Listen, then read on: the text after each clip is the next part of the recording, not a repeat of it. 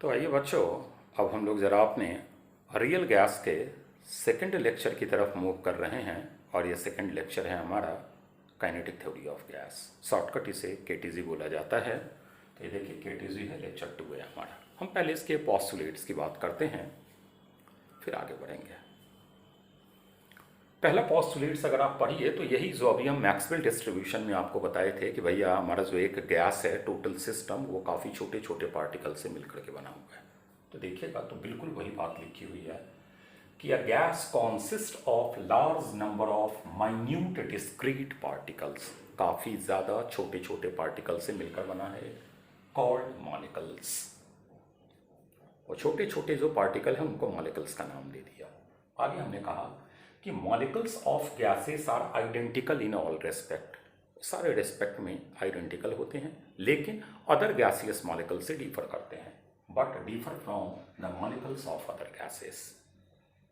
पहली बात समझ में आ गई होगी। इसी कॉन्सेप्ट को हमने मैक्सवेल बोल्ट्जमैन में भी यूज किया था। सेकेंड बहुत इंपॉर्टेंट पॉइंट है, the molecules of gas is considered as a point having mass but no volume. क्या बोले ये ज़रा सुनिएगा। जो आपने काफ़ी छोटे छोटे पार्टिकल लिए हैं उसको एक पॉइंट की तरह ट्रीट करते हैं। कौन सा पॉइंट? जिसके पास मास तो है लेकिन वॉल्यूम नहीं है। एक चीज़ ज़रा हम बोले सुनिएगा, PV is equal to nRT ideal gas equation पढ़े हुएगा। ये वॉल्यूम क्या होता है? तो हम लोग बोलते हैं कि वॉल्यूम ऑफ कंटेनर, याद होगा। या वह वॉल्यूम है जिसमें गैस फ्रीली मूव कर रहा है, या वह वॉल्यूम है जिसमें गैस फ्रीली मूव कर रहा है। volume in which gases या molecules move freely, in which molecules move freely।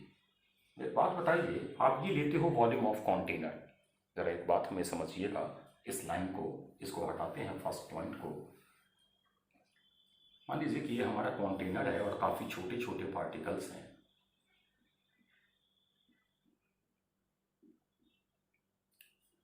अब ये गैसियस मॉलिक्यूल्स पूरे कंटेनर में मूव कर रहा है, ये पॉसिबल तभी है जब अदर गैसियस मॉलिक्यूल्स की वॉल्यूम को आपने नेग्लेक्ट किया होगा।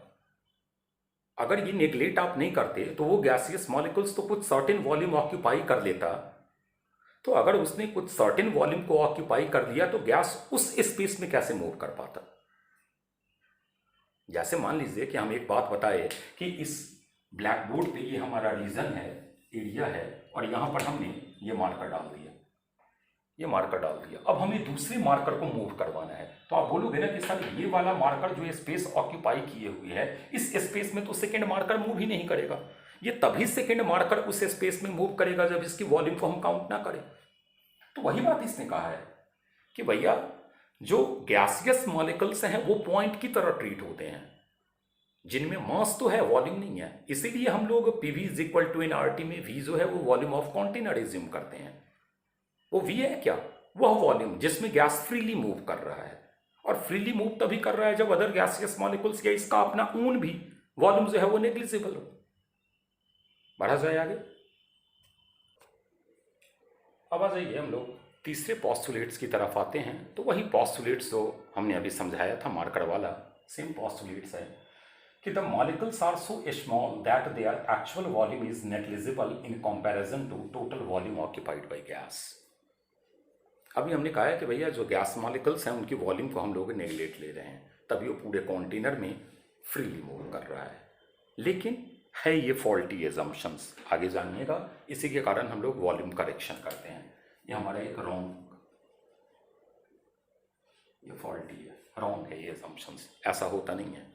जब हम लोग रियल गैस पढ़ते हैं तो रियल गैस रिजिड होता है और उसकी वॉल्यूम आइडियल गैस की वॉल्यूम से बड़ी वॉल्यूम होती है, तो हम लोग उसको काउंट करते हैं। आगे जानेंगे उस चीज़ को। फिर हमने आपको एक बहुत इंपॉर्टेंट लाइन अगेन बताया है कि कॉलिजन, या तो वो दीवार से टकराए या अपने आप से टकराए, वो प्योर इलास्टिक होता है। बच्चे ने बोला इसका क्या मतलब है सर?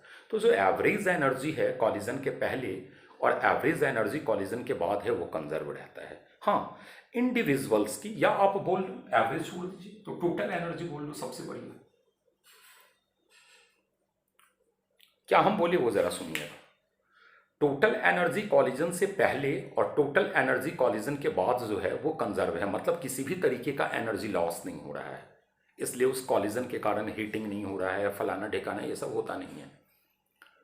हाँ, इंडिविजुअल गैसियस मॉलिक्यूल्स अपनी एनर्जी को चेंज कर सकते हैं क्योंकि उनका स्पीड रेगुलर चेंज हो रहा है, लेकिन टोटल जो होगा, मान लीजिए कि 10 मॉलिक्यूल्स हैं, उनकी टोटल एनर्जी 50 है, ईच इंडिविजुअल 5-5 है, वो मिल करके 50 टोटल एनर्जी बना दिया। कॉलिजन के बाद भी वो 50 ही रहेगा। हाँ, हो सकता है 5 वाला 4 बन जाए और कोई दूसरा 5 वाला 6 बन जाए, तो इंडिविजुअल चेंज हो सकते हैं लेकिन टोटल एनर्जी कंजर्व होगा। बातें समझ में आ गई? आइए, अब जो अगला पॉस्टुलेट्स है वो बताया, इसको भी हम लोगों ने मैक्सवेल बोल्ट्जमैन में यूज़ किया है कि गैसियस मॉलिक्यूल्स जो होते हैं वो रैंडम मोशन में होते हैं। इस रैंडम मोशन के मोमेंट पर उनका रेगुलर कॉलिजन होते रहता है कंटेनर के साथ एज वेल एज खुद के साथ।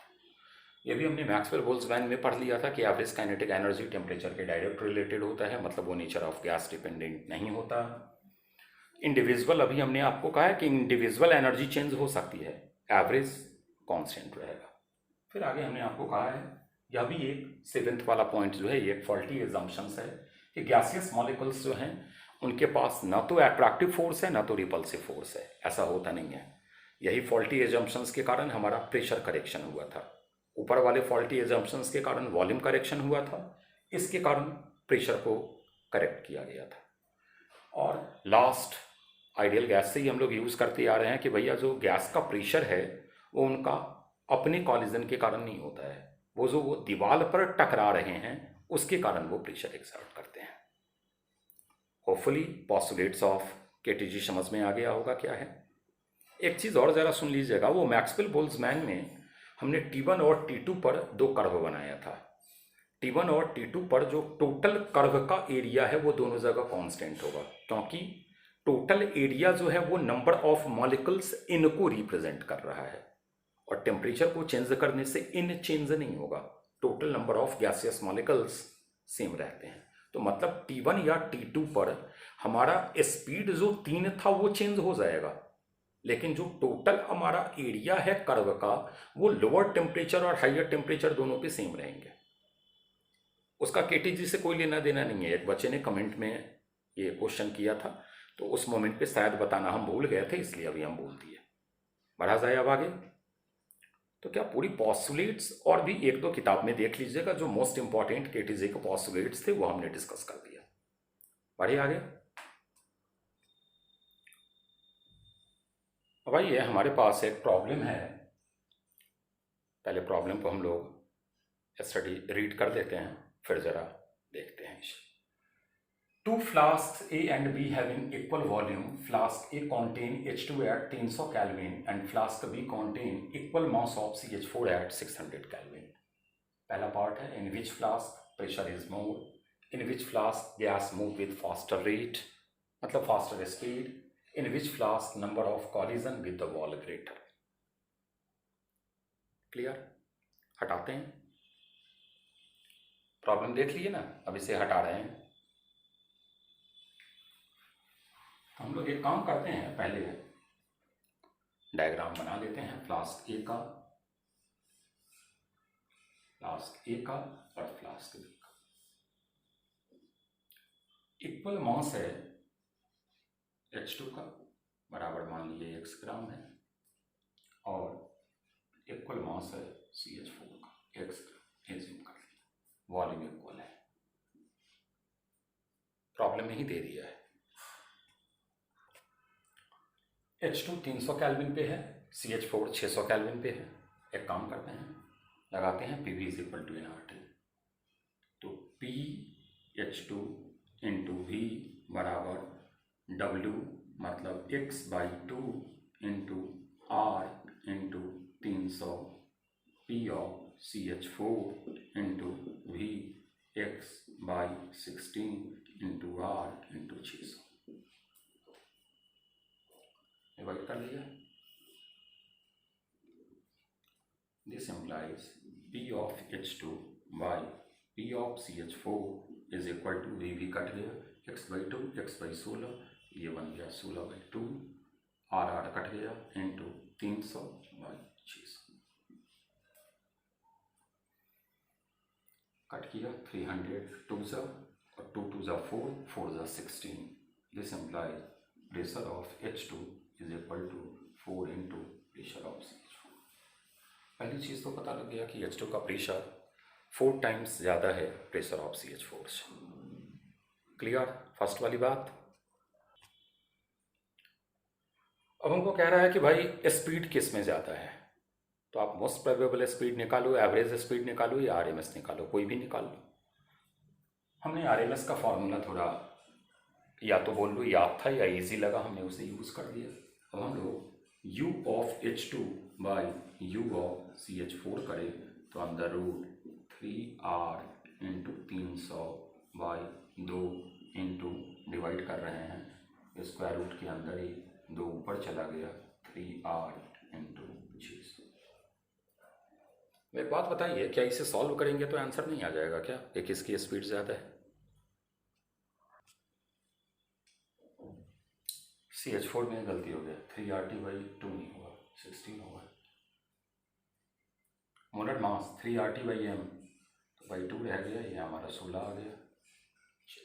दिस इम्प्लाई 3R कैंसिल, 300 2 ज़ा 2 2 ज़ा 4 और ये 4 से कटेगा, स्क्वायर रूट के अंदर है 2 आ गया.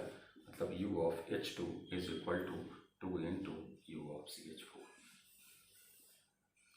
प्रेशर भी H2 का ज़्यादा था, स्पीड भी ज़्यादा था, कॉलिजन इसी का ज़्यादा होगा ना. कॉलिजन क्या होता है? कंटेनर की वॉल से टकराने के कारण आता है, तो जिसका स्पीड ज़्यादा होगा उसका प्रेशर ज़्यादा होगा. या तो आ जाइए, या तो आप प्रेशर से बता दो या तो आप स्पीड से बता दो, जो थर्ड पार्ट है उसका भी आंसर H2 ही आएगा. क्लियर है? ये वाली बातें समझ में आ गई? मतलब पूरा KTG क्या है, अब इसमें कोई दिक्कत नहीं है. बढ़ा जाए आगे. तो आइए बच्चों, अब हम लोग ज़रा KTG से बातों को आगे प्रोसीड कर रहे हैं. जैसा हम लोगों ने KTG में पढ़ा था कि एक्चुअली KTG में 2 फॉल्टी एजम्पशंस थे, 2 गलत बातें एज्यूम की गई थी. पहला कि गैसियस मॉलिक्यूल्स की वॉल्यूम जो है वो नेग्लिजिबल होती है, लेकिन रियल ऐसा होता नहीं है, एक्चुअल ऐसा होता नहीं है. गैसियस मॉलिक्यूल्स की कुछ सर्टेन या फाइनाइट वॉल्यूम होती है. और दूसरा हमने कहा था कि गैसियस मॉलिक्यूल्स के अमंग कोई मॉलिकुलर इंटरैक्शन नहीं होता. यह भी एक रॉन्ग बात है. गैसियस मॉलिक्यूल्स के अमंग मॉलिकुलर इंटरैक्शन है. तो अगर ये दोनों फॉल्टी एजम्पशंस हैं, गलत एजम्पशंस हैं, तो हमें इन दोनों को करेक्ट करना होगा. तो जहां हमने कहा था कि भाई गैसियस मॉलिक्यूल्स की वॉल्यूम नहीं है, उसको हम लोगों ने वॉल्यूम करेक्शन के टर्म से इम्प्रूव किया. और जहां हमने कहा था कि गैसेस मॉलिक्यूल्स के अमंग किसी भी तरीके का मॉलिकुलर इंटरैक्शन नहीं होता, उसको हमने प्रेशर करेक्शन का नाम दिया था. तो हम लोग अभी पहला वॉल्यूम करेक्शन की बात कर रहे हैं. तो आइए, जैसे हम लोग अर्लियर भी बताए थे, फिर एक बार बताए. मान लीजिए कि ये हमारा एक कंटेनर है और ये एक दूसरा कंटेनर है. मान लीजिए ये आइडियल गैस है और ये यहाँ रियल गैस है. अभी रियल गैस से आप इंट्रोड्यूस नहीं हुए हैं, लेकिन एक नया टाइप ऑफ गैस है जिसको रियल गैस बोलते हैं. पहला डिफरेंस देखिएगा, आइडियल गैस में एक्चुअली गैसियस मॉलिक्यूल्स एक पॉइंट की तरह ट्रीट किया जाता था, जिसके मास तो होते थे, वॉल्यूम नहीं होता था. लेकिन यही जब आप रियल गैस में आते थे तो रियल गैस का जो वॉल्यूम होता था वो बड़ा होता था और रिजिड होता था, लाइक दिस. आइडियल गैस में अगर आप हैं तो गैसियस मॉलिक्यूल्स एक पॉइंट की तरह ट्रीट होता है जिसका मास है, वॉल्यूम नहीं है. लेकिन जब वही आप रियल गैस में आ रहे होते हो तो रियल गैस में हमारा जो है सो गैसियस मॉलिक्यूल्स एक रिजिड है और बड़ा है. तो अगर ये रिजिड है और बड़ा है तो ऑब्वियस सी बात है कि इस गैसियस मॉलिक्यूल्स को मूव होने के लिए जितना वॉल्यूम ऑफ कंटेनर है उतना स्पेस अवेलेबल नहीं होगा, क्योंकि कुछ स्पेस अदर गैसियस मॉलिक्यूल्स ने ऑक्यूपाई किया होगा. क्लियर है? इसी चीज को हम लोग यहां इंप्रूव करते हैं. आइए हम लोग अभी जो जस्ट बात बताए कि अगर आप रियल गैस के अंदर है तो रियल गैस में गैसियस मॉलिक्यूल्स को जो मूव करने के लिए फ्री स्पेस मिलता है वो कंटेनर की वॉल्यूम के बराबर नहीं होता। वजह यह है कि गैसियस मॉलिक्यूल्स ने भी कुछ स्पेस को ऑक्यूपाई किया हुआ है। उसी चीज़ को हमने यहाँ लिखा है कि let us consider n mole of gaseous molecules are placed in container having volume V. माने वी जो है वो कंटेनर की वॉल्यूम है जिसमें इन गैसियस मॉलिक्यूल्स प्लेस्ड किए गए हैं। The space in which molecules are free to move is v minus n b. अगर एक होता तो वो अपना स्पेस जो ऑक्यूपाई किए हुए है उतने में वो मूव नहीं करता, लेकिन अगर ऐसे इन मॉलिक्यूल्स हैं तो ऑब्वियस सी बात है कि वो v माइनस एन बी होगा। b का एक नाम दिया गया, क्या दिया गया? तो इफेक्टिव साइज पर मोल, अभी समझाएंगे, एक्सक्लूडेड वॉल्यूम या को वॉल्यूम, तीनों में किसी भी नाम से आप इसे रिकॉर्ड कर सकते हो। जैसे आइए एक फिगर से समझते हैं। ये वाली बाजू लिखे हैं, समझ में आ गया होगा यहाँ तक। जैसे मान लीजिए कि हम एक कंटेनर बना रहे हैं,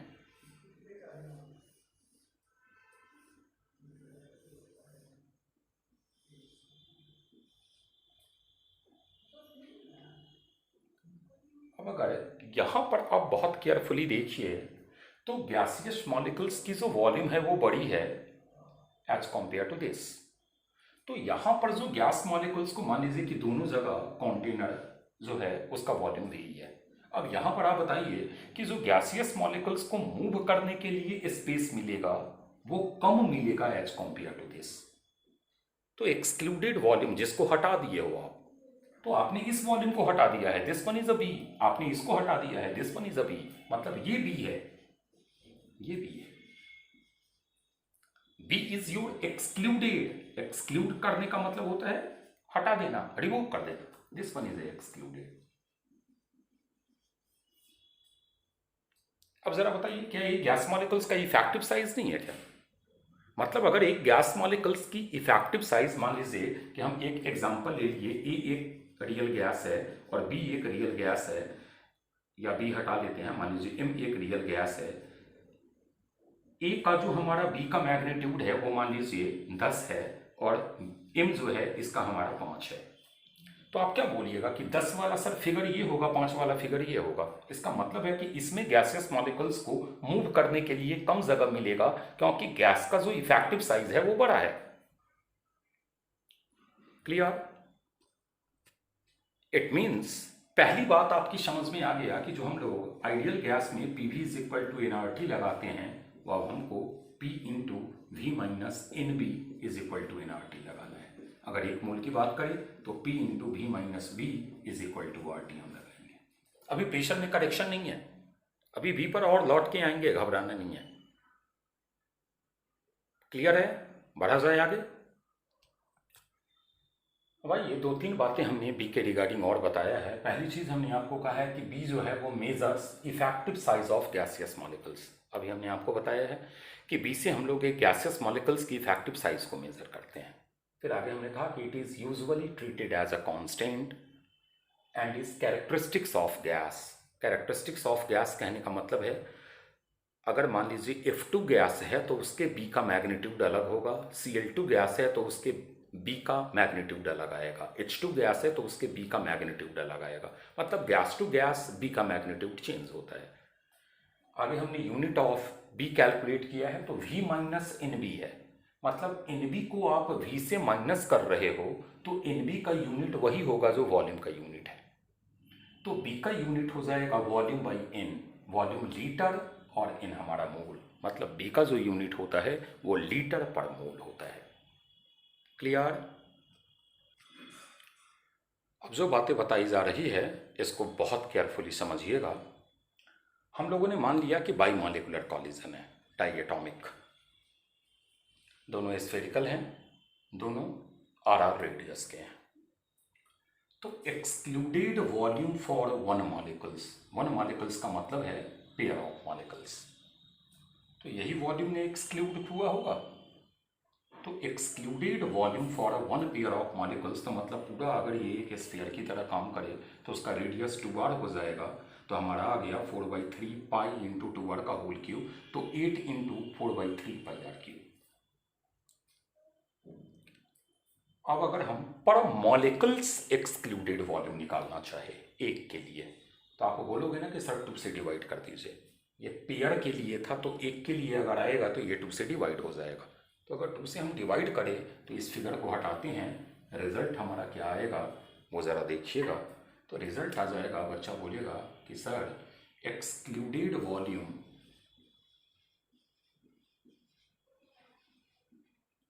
for 1 molecules is equal to 4 into 4/3 pi r cube. Excluded volume for 1 molecules हमने 2 से डिवाइड किया है, तो ये हमारा कैंसिल होकर के 4 आ गया। तो 4 इंटू 4/3 पाई आर क्यूब। अब ज़रा ये एक्सक्लूडेड वॉल्यूम है बी। अब ये देखिएगा, तो ये तो हमारा आ गया वॉल्यूम ऑफ गैसियस मॉलिक्यूल्स। तो भाई यही जो हमने आपको कहा था कि ये तो हमारा वॉल्यूम ऑफ गैसियस मॉलिक्यूल्स है, इसको हमने वीएम से डिनोट किया। तो आगे हमने बताया है कि Vm is equal to volume of a single gas molecules. फिर हमने एक बहुत रिमार्केबल बात बताया है, ये लेफ्ट हैंड चीज़ हमारी बी है और राइट हैंड चीज़ हमारा आया 4 into volume of gaseous molecules. बहुत रिमार्केबल इंफॉर्मेशन है कि b is 4 times actual volume of gas molecules. B हमारा वॉल्यूम ऑफ गैस मॉलिक्यूल्स के बराबर नहीं होता है, उस इंटू 4 होता है। बढ़ा जाए आगे। फिर आगे हमने कहा है कि b for N A molecules, वो हमारा एक मॉलिक्यूल्स के लिए आया था, तो इन ए मॉलिक्यूल्स के लिए जो आएगा वो इन से मल्टीप्लाई हो जाएगा। ये तो एक मॉलिक्यूल्स के लिए आया है ना आपका 4 into V m for 1 molecules. लेकिन अगर इन ए मॉलिक्यूल्स उसके है तो आप बोलिएगा कि यूनिटरी मेथड से sir 4 into N into V m आएगा। और इन ए मॉलिक्यूल्स मतलब एवोगैड्रोज नंबर की बात कर रहे हैं, और एवोगैड्रोज नंबर 1 मोल के लिए होता है। तो मतलब b for 1 mole is equal to 4 into N A into V m होता है। बहुत इंपॉर्टेंट रिजल्ट है। मतलब ओवरऑल क्या बताए वो ज़रा 2 मिनटों में आप समझ जाइएगा। हमने आपको कहा कि भाई रियल गैस में जो हमारा गैसियस मॉलिक्यूल्स का वॉल्यूम है ना, वो नेग्लिजिबल नहीं होता, हमको उसको काउंट करना है। इसलिए एक पर्टिकुलर गैसियस मॉलिक्यूल्स को मूव करने के लिए जो स्पेस मिलता है वो कंटेनर के वॉल्यूम के बराबर नहीं होता। तो एक्चुअल कितना होता है, तो हमने कहा कि अगर आप इन मोल ले रहे हो तो V माइनस एन वी होता है। यही हमारा प्रेशर करेक्शन है। बस यहाँ तक हमारा करेक्शन हो गया। अब आगे हम लोगों ने बी की बात किया। हमने कहा कि भाई बी अगर हमारा है क्या, तो वो या तो effective size of gases molecules है, या नहीं तो एक्सक्लूडेड वॉल्यूम है, या नहीं तो को वॉल्यूम है। एक्सक्लूडेड वॉल्यूम का मतलब अभी हमने आपको बताया कि जिसको हम हटा रहे हैं, छोड़ रहे हैं, नहीं ले रहे हैं। जैसे अगर हम F2 गैस और Cl2 गैस की बात करें तो Cl2 का साइज वाइज बड़ा है तो उसका B बड़ा आएगा, मतलब उसके एक्सक्लूडेड वॉल्यूम बड़े होंगे। फिर आगे हम लोग B पर डिस्कशन करना स्टार्ट किया, तो हमने कहा कि भाई हम एक ऐसा करते हैं कि डाइएटॉमिक मॉलिक्यूल्स ले लेते हैं। वहाँ से हमने आपको कहा कि भाई मैथमेटिकल कैलकुलेशन वाइज बढ़ते गए, तो हम लोगों ने फाइनली जो कैलकुलेट किया उसमें हमें ये रिजल्ट आया है। तो याद रखिएगा कि इन ए मॉलिक्यूल्स के लिए जो हमारा एक्सक्लूडेड वॉल्यूम होता है वो 4 times in A into V M है, where V M is 4/3 pi R cube. पढ़े, जरा 2-3 क्वेश्चन कर लेते हैं, फिर हमारा ये टॉपिक वॉल्यूम करेक्शन फिनिश हो गया। चलिए 3 क्वेश्चन है, हमें बी अरेंज करना है। पहला क्वेश्चन है helium, neon, argon, krypton, xenon. Second question में पेंटेन के 3 आइसोमर है, इन पेंटेन, 2 मिथाइल ब्यूटेन और 2,2 डाइमिथाइल प्रोपेन। अगर नाम कट रहा है तो इसको सुन लीजिएगा, 2,2 डाइमिथाइल प्रोपेन। और चौथा है हमारा F2 और Cl2। तो आइए देखते हैं। इसमें तो आप पढ़े हुए हो कि नीचे आने पर रेडियाई बढ़ती है। पीरियोडिक टेबल में रेडियाई बढ़ेगा तो ऑब्वियस सी बात है कि इफेक्टिव साइज बढ़ेगा, और अगर इफेक्टिव साइज बढ़ेगा तो एक्सक्लूडेड वॉल्यूम बढ़ेगा। मतलब helium, neon, argon, krypton, xenon, radon. तब रेडॉन का भी सबसे बड़ा होगा। मतलब अगर हम डायग्राम से दिखाए तो मान लीजिए हीलियम हमारा इतना है, तो हमारा कंटेनर में रेडॉन जो होगा वो इतना। ये अगर हीलियम है तो ये हमारा रेडॉन होगा। क्लियर है? बढ़ा जाए आगे। फिर इसके बाद आ जाइए, हम लोगों का है इन पेंटेन 1 2 3 4 5। इसके बाद है हमारा कॉमा 1 2 3 4 मिथाइल। फिर है हमारा 1 2 3 सी सी। एक चीज़ तो पढ़े हुईएगा कि सरफेस एरिया इसका सबसे बड़ा, उसका बाद इसका सरफेस एरिया, उसका बाद इसका सरफेस एरिया। सरफेस एरिया बढ़ने से बी बढ़ता है। मतलब अगर आप इसको फर्स्ट ले लो, इसको सेकंड ले लो, इसको थर्ड ले लो, तो आप बोलोगे कि बी फर्स्ट का, फिर हमारा सेकंड का, फिर हमारा थर्ड का। फिर आ जाइए, तीसरा क्वेश्चन है हमारा F2 और Cl2 का। नीचे आने पे रेडियाई बढ़ती है, मतलब Cl2 का भी बड़ा होगा F2 से। अब यहाँ पर Br2 और I2 नहीं सोचिएगा, क्योंकि Br2 और I2 गैस स्टेट में नहीं होते। Br2 लिक्विड स्टेट पे होता है और I2 हमारा सॉलिड स्टेट पे होता है। हाँ, अगर वो गैस में दे दिए हुए है तब तो हम अरेंज कर सकते हैं। बढ़ा जाए, वॉल्यूम करेक्शन और केटीजी उम्मीद करते हैं पूरी तरीके से समझ में आ गया होगा। चलिए, अब अगले लेक्चर में हम लोग प्रेशर करेक्शन जानेंगे।